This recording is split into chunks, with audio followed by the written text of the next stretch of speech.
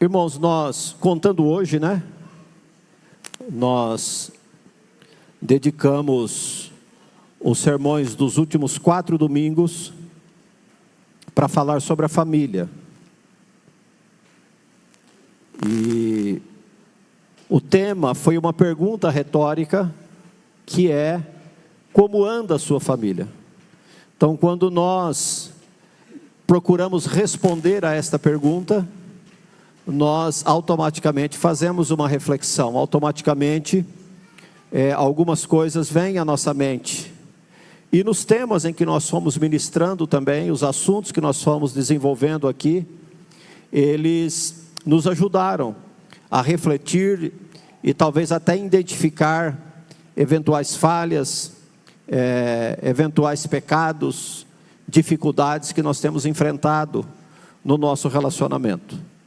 E eu vou terminar esse sermão dizendo que uma família feliz, uma família na mão de Deus, não é sinônimo de perfeição, não é sinônimo de nenhuma dificuldade, mas é sinônimo de uma família guiada, dirigida e sustentada por Ele, portanto glorifica o seu nome. Então, quando nós falamos que um casamento, para prosperar, ele precisa de cuidado diário, ele precisa de manutenção, ele precisa de correção. Quando nós falamos sobre a importância de buscarmos a maturidade para experimentarmos o casamento ou a família, e eu me lembro que eu disse que ninguém casa sabendo o que é o casamento, ninguém casa maduro para o casamento, mas uma vez que nós nos propomos a formar uma família, seja apenas um casal ou um casal com filhos, nós precisamos crescer em maturidade para saber assumir essas responsabilidades que o casamento nos traz. Nós falamos também sobre os perigos da tentação na vida de um casal. Se alguém pensa que um homem casado, uma mulher casada não é tentado, é um engano. O diabo ele vai tentar destruir, e a vulnerabilidade é o momento de fragilidade em que ele pode afetar um casamento, uma relação.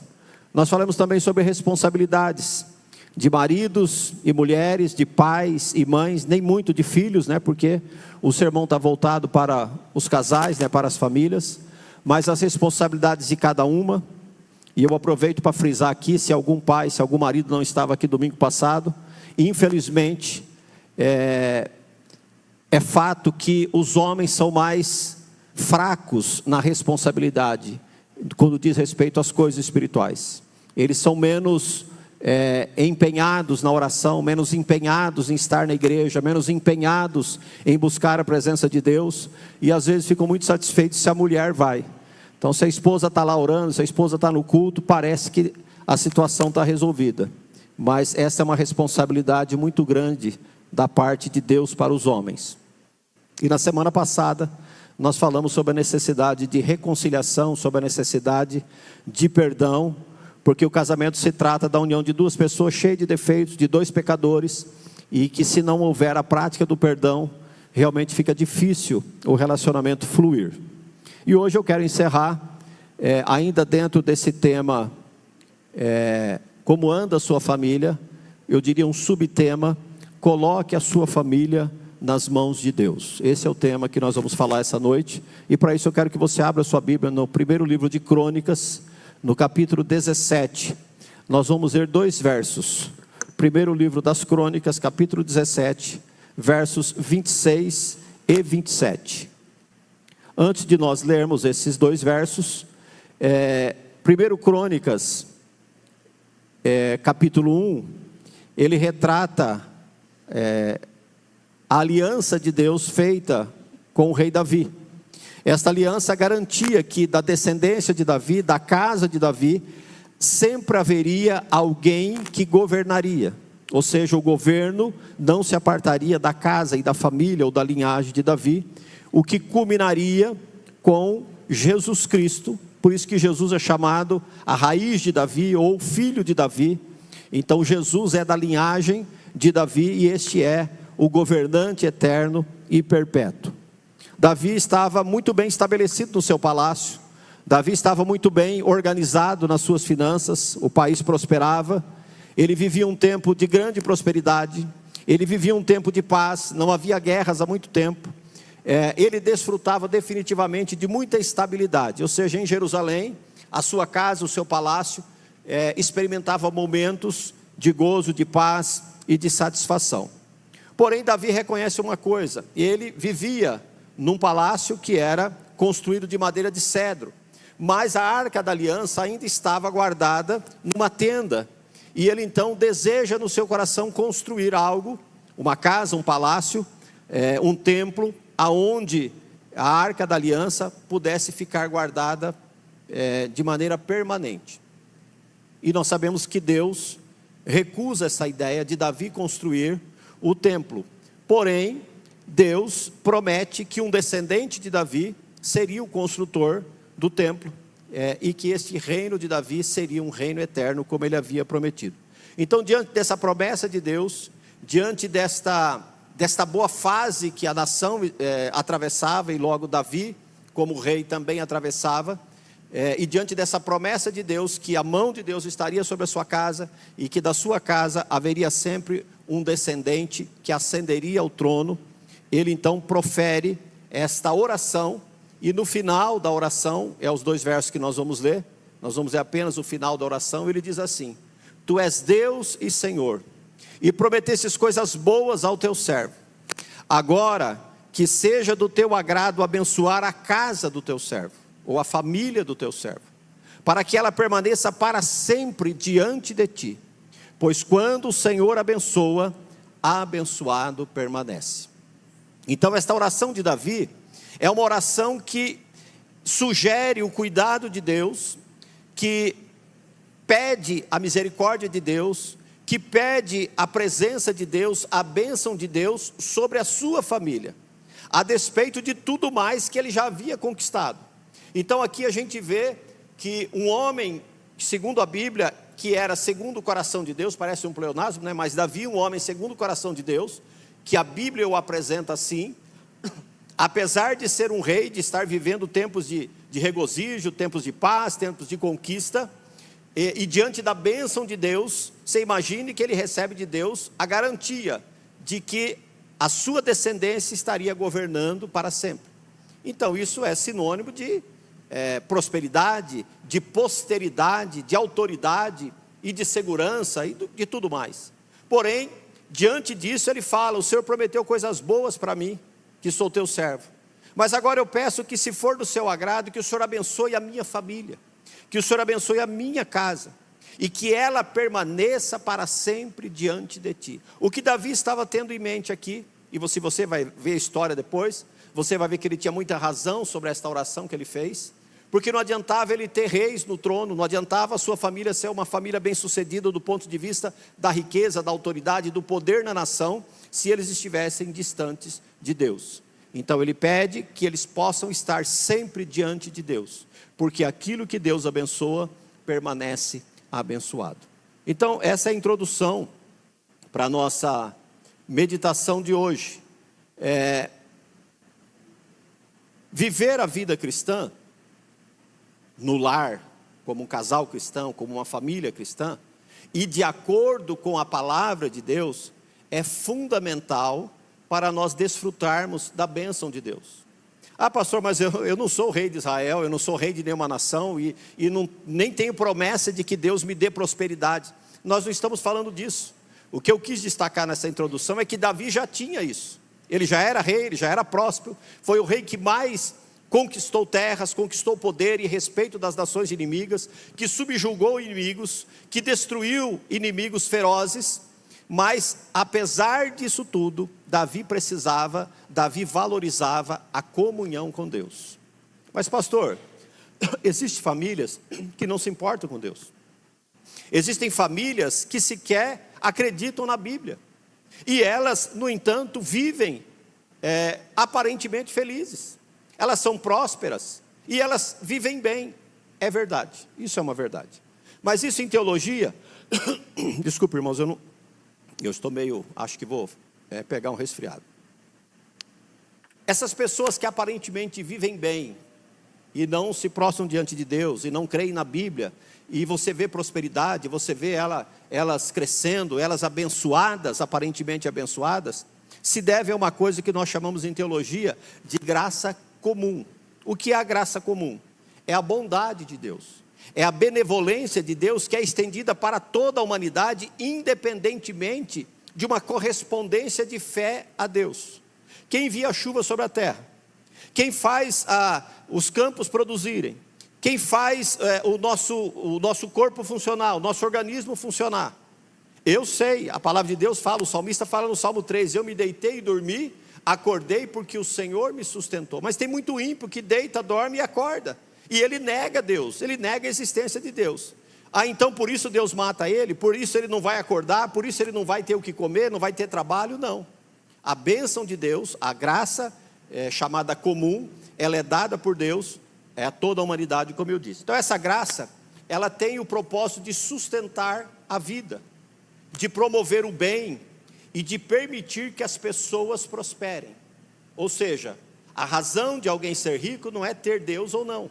Nós vamos encontrar na história bíblica, nós vamos encontrar na história da igreja, muitos homens ricos e poderosos que eram ateus, que não foram tementes a Deus. E vamos encontrar muitos homens ricos e poderosos que foram tementes a Deus, como é o caso de Abraão, como foi o caso de Jacó, como foi o caso de Jó, e o próprio rei Davi, Salomão e tantos outros, que a riqueza não era o mais importante nas suas vidas, mas Deus era a coisa mais importante. Então, essa graça é o que sustenta a vida, promove o bem e permite que as pessoas prosperem. Isso inclui, como eu disse, o fôlego de vida, inclui o sustento. É por isso que essas pessoas têm roupa como nós temos, têm comida como nós temos, têm moradia como nós temos. Essas pessoas têm consciência moral, elas são boas pessoas, elas sabem discernir o bem do mal, elas têm a capacidade de pensar, elas têm a capacidade de decidir. Não é porque você é crente que essas coisas são privadas das demais pessoas. Ela é a graça comum que Deus decide dar a todos. Porém, tem uma diferença. A graça comum, ela está limitada às coisas desta vida.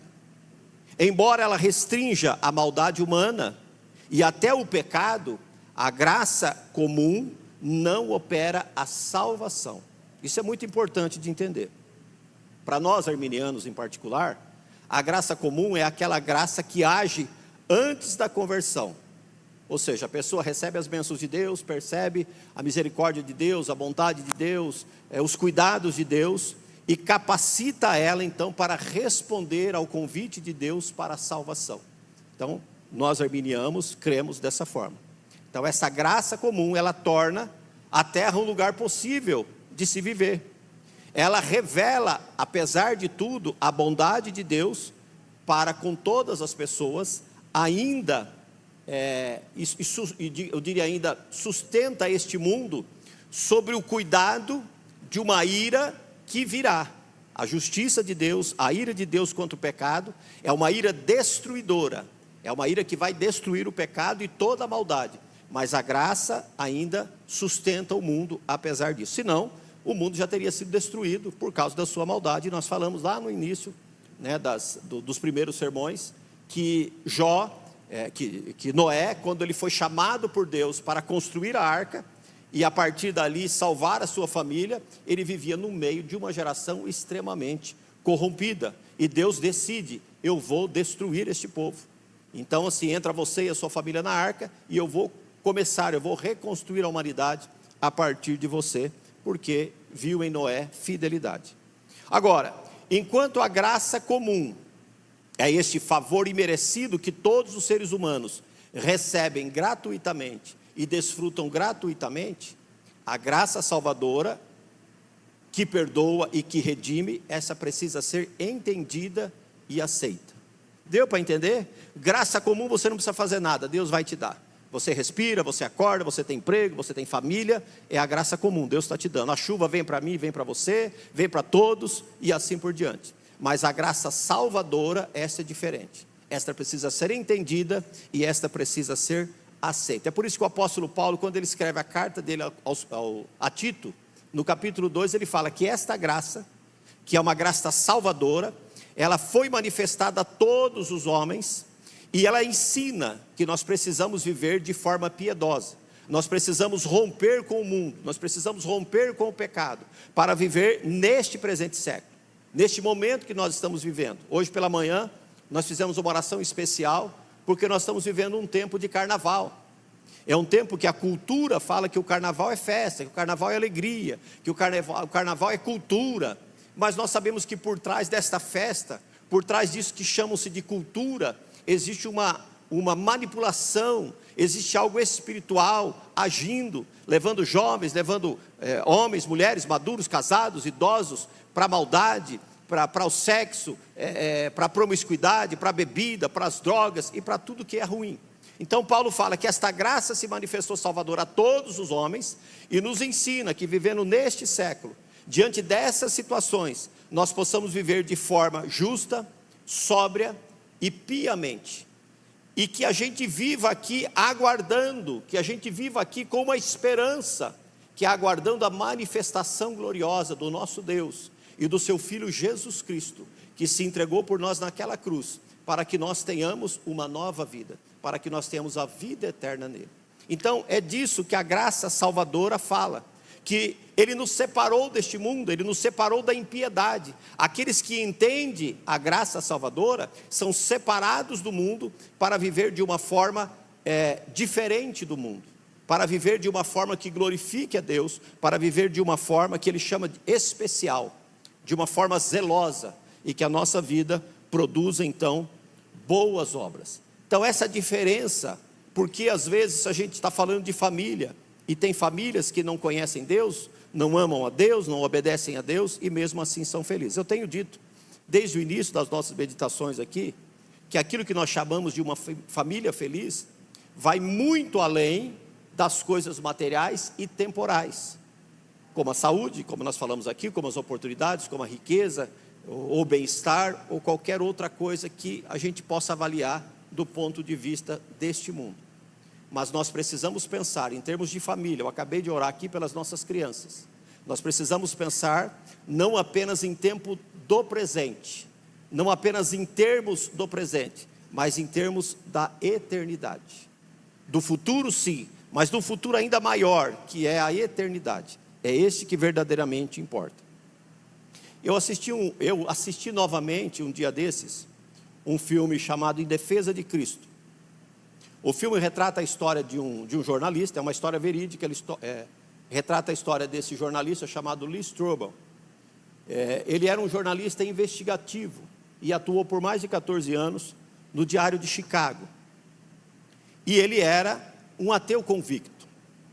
Diante da notícia, diante da informação da conversão da sua esposa ao cristianismo, esse homem decidiu provar a ela, e não apenas a ela, mas ao mundo todo, que Deus não existe, que o que ela estava fazendo, ela estava cometendo um grave erro, e isso abalou o casamento deles. Eu não vou dar detalhes aqui, porque se alguém quiser assistir o filme, é muito interessante e vale a pena. Mas o fato é que no início dessa jornada, que ele resolve confrontar a fé da sua esposa, ele encontra amigos ateus que o apoiam, e é sempre assim, e é muito interessante. De novo, não vou entrar em detalhes aqui, mas entre os amigos ateus que o incentivavam para essa busca, havia um colega de redação dele que era cristão, e esse homem chamava-se Ken London. E numa conversa com ele, eu imagino que esse cristão percebeu, e ele via essa obsessão do Lee Strobel por essa busca, por esse convencimento de que Deus não existia. Ele então diz para ele uma palavra. Ele fala: cara, se você realmente quer acabar com o cristianismo, você precisa provar uma coisa: todo o cristianismo, toda a história do cristianismo, toda a realidade do cristianismo está fundamentado numa única coisa. Se você provar que isso não é verdade, você acabou com o cristianismo. Mas o que é essa única coisa? Se você provar que Jesus não ressuscitou, acabou o cristianismo. É só isso que você precisa provar, só isso. E ele então se anima e começa a sua busca, essa obsessão, por buscar, por comprovar. Muito bem, já lá para o final do filme, ele está enfrentando um grande dilema, e ele tem novamente uma conversa com esse seu amigo cristão, o London. E qual era a sua frustração naquele momento? Mesmo que ele tenha buscado incessantemente, insistentemente, provas que pudesse aprovar, atestar a sua teoria, tudo que ele descobriu era contra a sua teoria. Ou seja, tudo que ele descobriu, tudo que ele ouviu, tudo que ele leu, tudo que ele pesquisou, provava apenas uma coisa: Jesus havia ressuscitado. E aqui eu quero abrir um parênteses para dizer que não é ficção, essa história é real. Eu acho que ele é vivo ainda, né, Abel? Ele é vivo ainda. Ele se tornou um pastor, se tornou escritor, e mesmo a história de Cristo não é ficção, porque ele era um homem dessa área da investigação, e o que ele mais queria era provar, e ele viajou, e ele pesquisou, e ele visitou doutores, e mestres, e faculdades, e filósofos, e ouviu muita gente, até ele chegar à conclusão que ele não podia provar que Jesus não havia ressuscitado. Pelo contrário, ele tinha que aceitar a ideia de que Jesus estava vivo. E nessa frustração ele se encontra então com o seu amigo cristão, o Kenny London. E ele meio que consola, ele fala assim: cara, tem um outro ateu chamado C.S. Lewis, que ele pensava exatamente como você. Mas só que no final da sua vida, Lewis disse uma frase que eu acho que vai te consolar. Lewis admitiu o seguinte: se o cristianismo é falso, isso não tem importância nenhuma. Se o cristianismo é falso, não vai mudar nada no mundo. Porém, se o cristianismo é importante, ou se o cristianismo é real, é verdadeiro, esta se torna a coisa mais importante de todo o universo. Porque isso muda o conceito de todas as coisas. Isso vira o mundo de ponta cabeça. Isso pega a Bíblia, que eu acabei de falar que muitas pessoas julgam desnecessária, julgam ultrapassada, coloca a Bíblia num patamar de referência como nunca antes alguém pôde ver. Eu nem sei porque eu estou contando essa história, mas eu quero dizer que muitas pessoas talvez vivam desta forma. Muitas pessoas acreditam porque ele tem uma boa família, ele tem uma boa índole, ele tem boas coisas, ele faz boas coisas, ele não precisa de Deus. E este é um engano muito grave. Muitas pessoas não creem em Deus como deveriam crer. Eu acho que o ateu não admite Deus em hipótese alguma. Mas existem pessoas que têm dúvidas sobre Deus. O que é entregar a minha vida para Deus? O que é entregar a minha família para Deus? O que é passar a acreditar na Bíblia como referência para minhas decisões, para os meus projetos de vida, para os meus investimentos, para o meu futuro, para a minha eternidade? É isso que o Lee Strobel acabou descobrindo. Quando ele entendeu que Jesus realmente existiu, que Jesus morreu na cruz pelos nossos pecados, e Jesus ressuscitou e está vivo até hoje, isso mudou a sua vida. E isso muda a vida de qualquer um que entenda a mensagem da cruz, que entenda o que a Bíblia nos ensina a respeito de Deus. Então, por ter uma boa família, por possuir bens materiais, por viver bem, nós estamos desfrutando apenas da graça comum. Essas pessoas, não precisam de Deus, ou dos conselhos de Deus expressos nas suas palavras, mas eles estão apenas dentro da graça comum. Isso é o que o diabo quer que nós pensemos. Deus me abençoa, Deus me dá oportunidades, eu tenho uma família, eu faço coisas boas, ok, isso é bom. E é assim que o diabo quer que você pense, que nós não precisamos de Deus, que o ter uma boa família, que ter boas coisas é o suficiente e portanto Deus passa a ser desnecessário. Nós não podemos abrir mão de conhecer Deus além daquilo que Ele pode nos dar.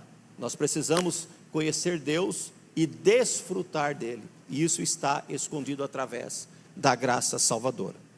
Então, a estratégia do inimigo é essa: enganar as pessoas, fazendo elas pensar que os bens, que o status, que o bem-estar, que uma família são suficientes. Então eu não preciso de Deus, eu não preciso de Bíblia, e o mundo é aqui, eu desfruto aqui, eu vivo aqui, eu pago meus boletos aqui, eu pago os meus pecados aqui, e não existe eternidade. Este é um ledo engano.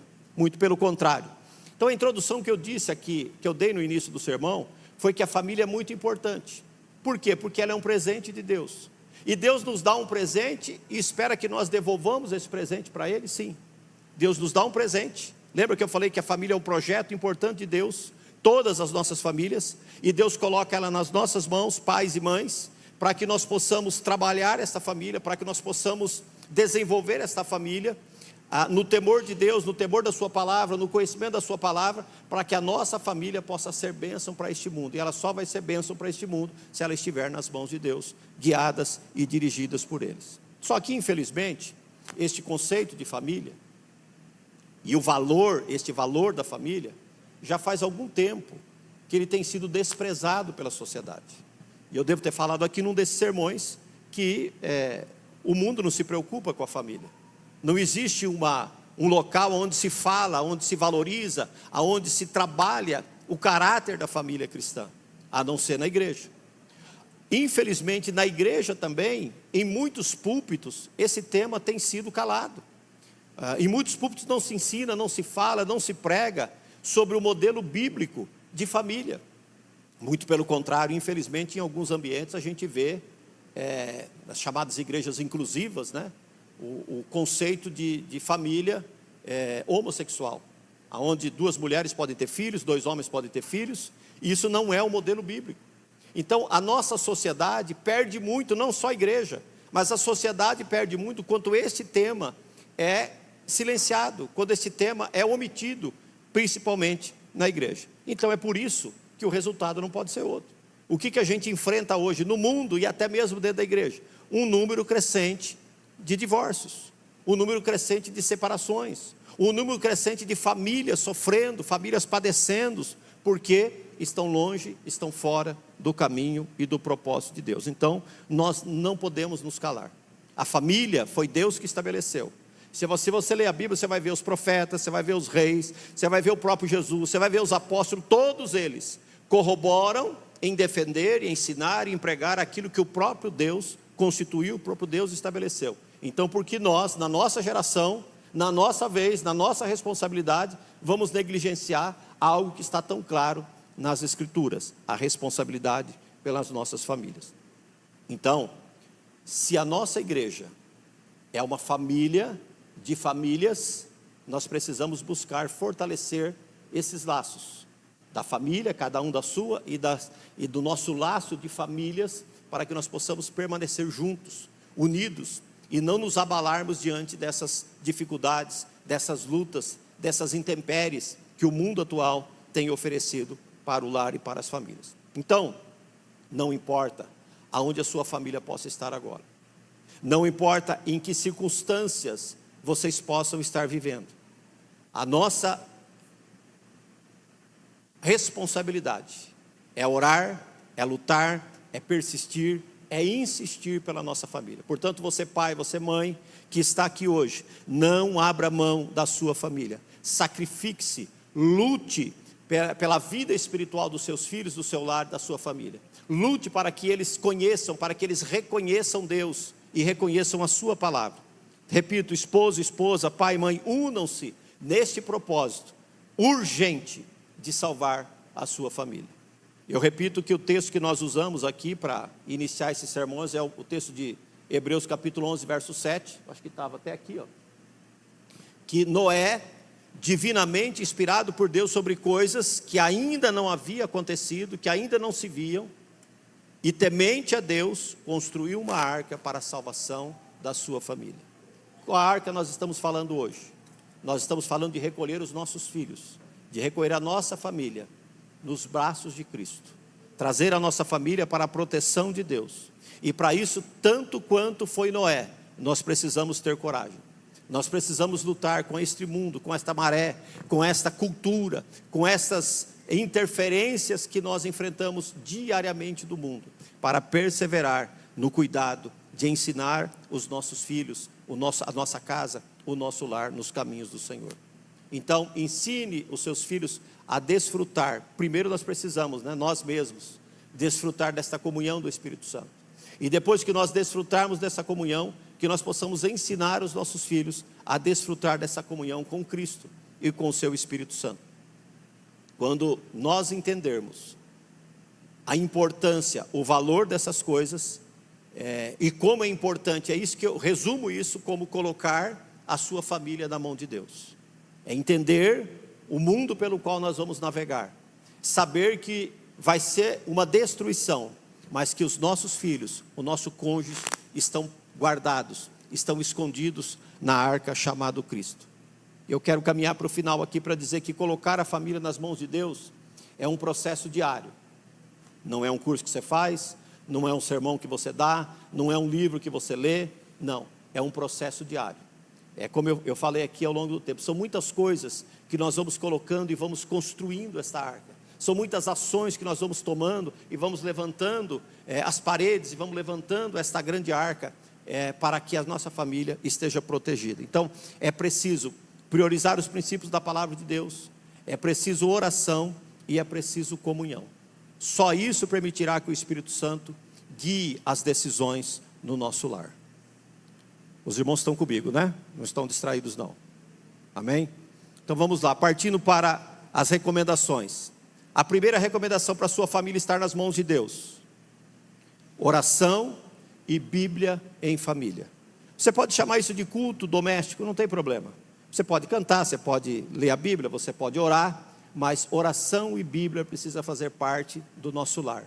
Precisa fazer parte da criação dos nossos filhos. Ah, pastor, mas eu não tenho filhos. Precisa fazer parte da sua relação com a sua esposa e com o seu esposo. Orar juntos regularmente. Eu sei que isso é difícil.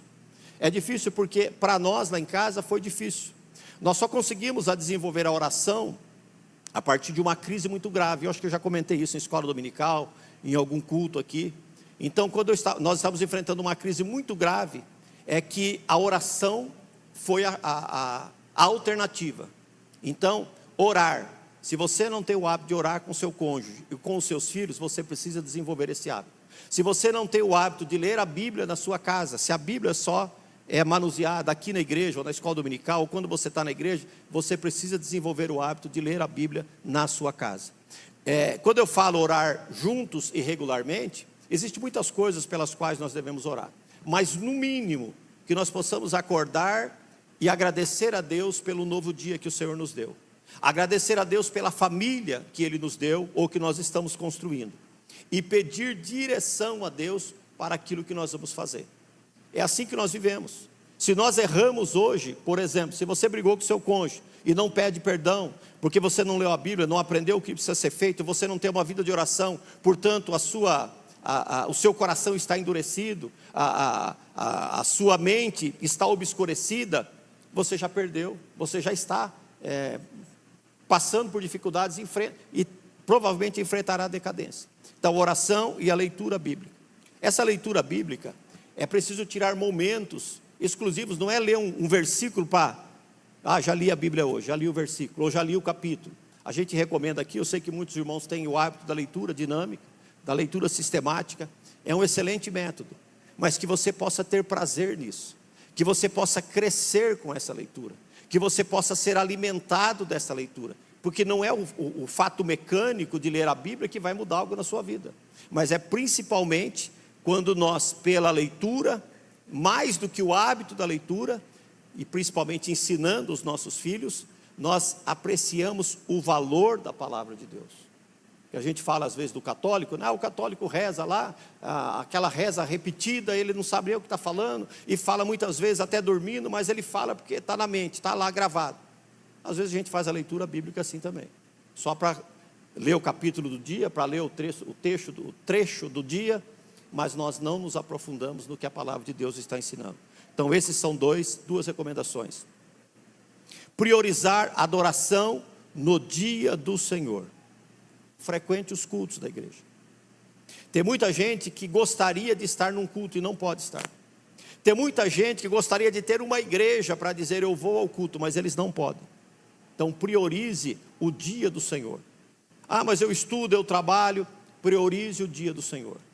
O domingo geralmente é o dia do Senhor. Ninguém trabalha, com raríssimas exceções, alguém trabalha, mas é o dia de descanso e é o dia do Senhor. Venha para a casa do Senhor. Venha aprender na escola bíblica dominical. Venha educar-se biblicamente na escola bíblica dominical. Venha ser disciplinado através da palavra de Deus na escola bíblica dominical. Nós estamos tendo aulas abençoadoras, aulas maravilhosas na escola dominical. Aliás, hoje inauguramos um novo professor, né? O Daniel começou hoje os primeiros passos ali. Então é assim que funciona. A escola dominical é importante. E o culto na casa de Deus não é um programa. O culto na casa de Deus não é, eu vou no culto, eu vou no cinema. Eu vou no culto, eu vou assistir futebol. Eu vou no culto, eu vou no circo. Não, a casa de Deus é o lugar de cultuar a Deus. É de encontrar-se com Deus. De demonstrar gratidão ao Senhor. De cultuar ao Senhor. Então a frequência regular da família nos cultos é muito importante. Porque isso torna o hábito da adoração um hábito familiar. É tão estranho, né? Quando não pode mesmo. Eu sei que hoje, por exemplo, o Johnny está passando por isso. Ele está trabalhando e a família está aqui. Então não é possível cultuar junto.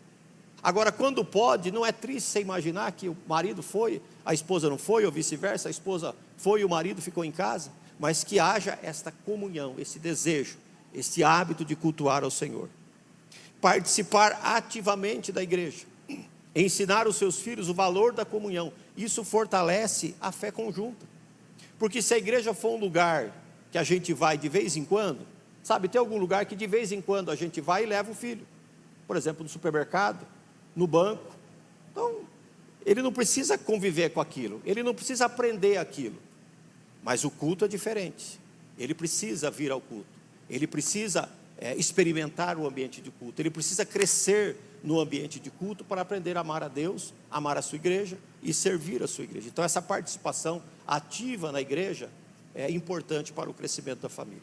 Terceiro, educar os filhos nos valores de Deus e da sua palavra. Então, mais do que palavras, eu já falei disso, mostre quem Deus é através das suas atitudes. Instrua os seus filhos sobre os princípios bíblicos para que eles se tornem verdadeiros discípulos de Jesus. Nenhum filho vai fazer porque você manda. Eu conheci um pai, infelizmente ele deu esse testemunho, né? Porque ele era um pai assim, era um pai ausente, era um pai muito severo, proibia os filhos de fazer isso, proibia os filhos de fazer aquilo, obrigava os filhos a ir para a igreja. O que aconteceu? O filho não ia para a igreja. E não apenas não ia para a igreja, como se afastou do pai.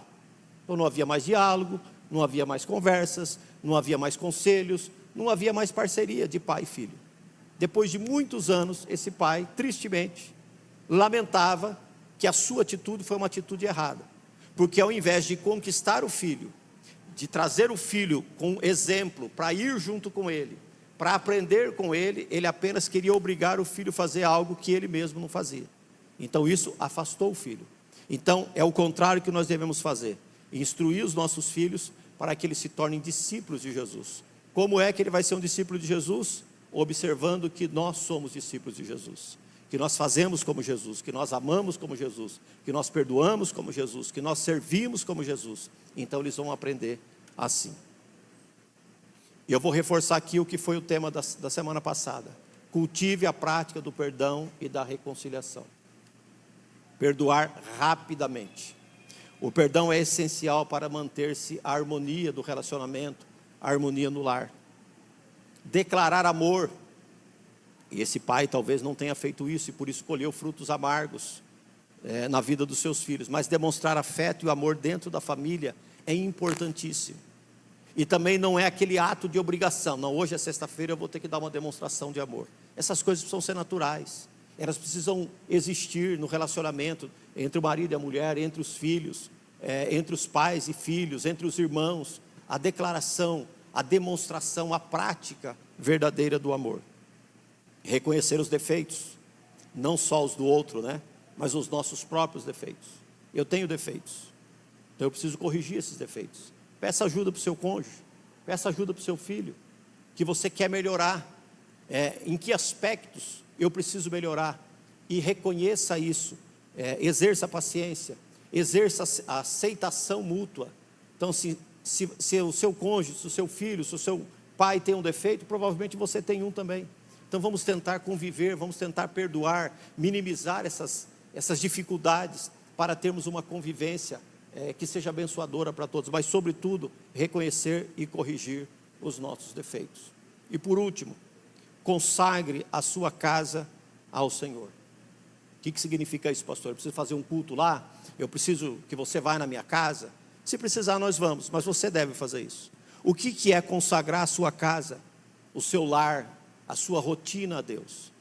É Deus ser a coisa mais importante para você, para o seu lar, para a sua família e para a sua rotina. Consagrar o lar a Deus é tornar a casa um lugar de oração. Vocês se lembram da Clara Williams, aquela personagem do filme Quarto de Guerra, né? Aquela senhorinha poderosa na oração. É mais ou menos o que ela faz na sua casa. Você tem autoridade de Deus para entregar a sua casa a Deus. Você tem autoridade de Deus para expulsar da sua casa nada que não seja de Deus. Artimanhas, tentações, coisas que o diabo quer colocar lá, você pode repreender e deve repreender.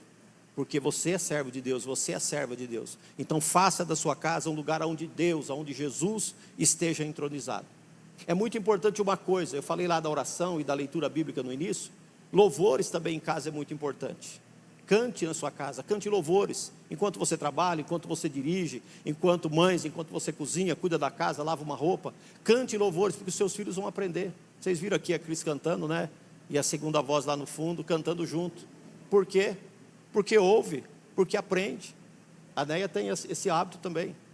E o bom da Neia é que ela canta hino de 40 anos atrás, hino que está aprendendo agora, hinos que o louvor vai cantar, e os hinos passados. Então, sim, mensagens que nos encorajam. Muitas vezes, diante de uma tristeza, de uma dor, até mesmo de uma raiva, se você começar a cantar um hino, o seu coração vai sentir comunhão com as palavras do hino. E ainda que você não queira, você está declarando através daquele louvor coisas para Deus. Isso vai aliviar a sua tensão, a sua tristeza, até mesmo a sua raiva e a sua dor. Então o mais importante é isso. Coloque Deus no centro de todas as coisas. E coloque a sua família nas mãos de Deus. Amém? Vamos ficar em pé. Eu quero orar com vocês. Existem outras coisas importantes que nós precisamos fazer em família para ensinar os nossos filhos. Por exemplo, ações como evangelização. Eu vou na evangelização, não, você fica em casa. Não, leva seu filho, para ele ver o que é evangelizar. Uma ação social, para ele ver o que é uma pessoa em situação difícil, um morador de rua, um doente, aonde ele possa desenvolver a experiência de fazer uma doação junto, de ajudar. Então é muito importante isso. Mas a ordem é Deus, família, trabalho, ministério, igreja, Deus em primeiro lugar. Então coloque a sua família nas mãos de Deus. Eu disse que eu ia encerrar assim. Colocar a família nas mãos de Deus não significa ter uma família perfeita, mas sim uma família que, apesar de imperfeita, busca em Deus força e graça para superar e para viver em harmonia para a glória de Deus. É assim que nós devemos viver. Eu quero enfatizar para vocês, a família é muito importante na nossa época. Satanás não gosta da família. Satanás não se agrada da sua família e de nenhuma. Se você ler a biografia de Martin Luther King, que foi lá no final da década de 60, eles já haviam conquistado muitas coisas. A gente já viu falar, o Abel já citou aqui, que, por exemplo, o negro não podia andar num ônibus coletivo, era só os brancos. O negro não tinha lugar de trabalho nas indústrias, ele não podia estudar. Mas nessa época aqui em particular, nessa parte da biografia, diz que eles já tinham conquistado muitas coisas. Eles já tinham conquistado o lugar de trabalho, eles já tinham conquistado o respeito para andar nos ônibus coletivos, eles já estudavam. Mas existia uma coisa muito importante na vida do cidadão americano, que eles ainda estavam privados, que era o direito de votar. Então, o negro não podia votar. E eles então, Martin Luther King continuava a sua luta pela igualdade racial, reivindicando que o negro, que era uma garantia da Constituição americana, que todo americano tinha o direito de votar, que eles pudessem exercer isso. E assim, só para resumir, quando ele organizava os movimentos, as reuniões, as passeatas para, protestar contra esses impedimentos, o próprio governo americano estava incomodado com isso. Alguns poderosos que ainda eram racistas, que ainda não queriam negros ascendendo na sociedade, eles começaram a tramar: o que nós vamos fazer? O que nós vamos fazer? Nós precisamos parar ele. E sabe qual foi a estratégia que alguém levantou? vamos atingir a família dele. Se nós atingirmos a família dele, nós atingimos todo o projeto dele. Então veja como, da mesma forma, a nossa família é importante para nós. E todo o projeto em que nós estamos inseridos, nós não estamos desejosos de votar, nós estamos desejosos de habitar os céus e de que os nossos filhos tenham acesso a ele. Então, nós temos um inimigo que vai tentar de todas as formas. E não tenha dúvida de que ele vai tentar destruir a nossa família. Destruir a comunhão, destruir a paz, destruir a união, destruir o amor, colocar ofensas, colocar divisão, colocar separação, para que o nosso projeto de salvar a nossa família não prospere. Mas que nós tenhamos discernimento de Deus e sabedoria para colocar as nossas famílias nas mãos de Deus. Vamos orar. Você que tem família, apresente o seu lar, abençoe os seus filhos, apresente a sua família nas mãos de Deus agora. Senhor nosso Deus e Pai, eu sei que nós não esgotamos esse tema tão importante que é a família, mas passamos aqui 4 domingos, Senhor, falando sobre temas importantes relacionados, Senhor, à família, ao casamento, à união, a filhos, e sobretudo, Senhor, sobre o nosso compromisso diante do Senhor.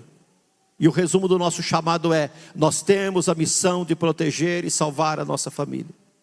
E nós vivemos num mundo, Senhor, muito perigoso. Nós vivemos num tempo, Senhor, muito perigoso, em que os nossos filhos, ao irem para a escola, ao saírem para o trabalho, ao saírem para a faculdade, ao se relacionarem neste mundo, podem ser, Senhor, atraídos, podem ser enganados e podem ser dominados, Senhor, pelo mal. E nós queremos declarar nesta noite, Senhor, que os nossos filhos, o nosso lar, o meu cônjuge, os meus filhos, Senhor, são para o Senhor, são para a glória do Senhor. E eu não quero valorizar nada mais, Senhor, nada que eu possa possuir, que eu possa construir, Senhor, do que aquilo que o Senhor me deu, que é a minha família. Que o Senhor possa nos ajudar, Senhor, a edificar lares, famílias e filhos, corações, Senhor, tementes ao Senhor, que amem ao Senhor e que não temam entregar tudo, abdicar de tudo, para ter apenas o Senhor, para ter o Senhor, que é o que mais vale, e para habitarmos a eternidade com o Senhor. Ah, Senhor, nos fortalece nesse tempo, tempos difíceis que vêm pela frente, dificuldades que vão aumentar a cada dia, que nós possamos estar preparados e, sobretudo, que nós tenhamos coragem, Senhor, de continuar construindo, de continuar lutando a cada dia, Senhor, para salvarmos a nossa família. É o que nós te pedimos, em nome de Jesus. Amém.